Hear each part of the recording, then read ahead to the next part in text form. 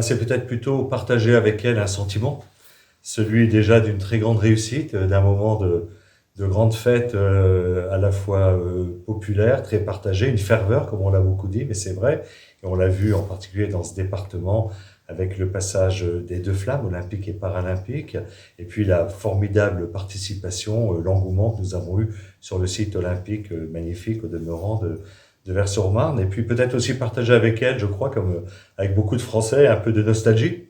On a un peu le sentiment que la fête est finie, qu'elle est derrière nous, même si en réalité, on doit au contraire tout faire pour continuer la fête et puis construire, capitaliser sur les acquis de ces Jeux.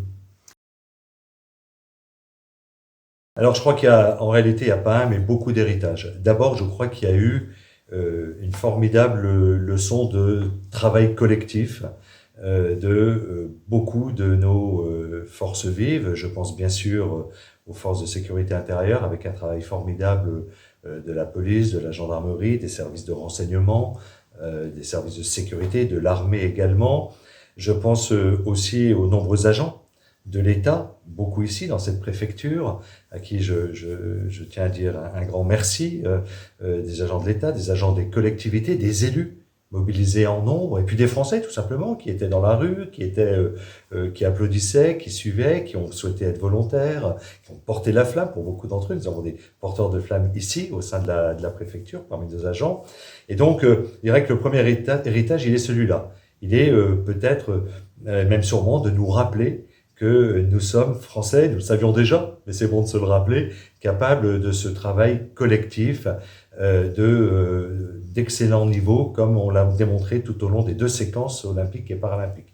Et puis il y a bien sûr l'héritage auquel on songe, l'héritage matériel, physique des Jeux, le village olympique, la baignabilité de la Seine, les 450 km de pistes cyclables désormais sur la région Île-de-France. Donc tout cet héritage-là. Puis je crois qu'il y a un autre héritage qui est peut-être plus immatériel, mais qui est singulièrement lié à la formidable réussite des Jeux paralympiques.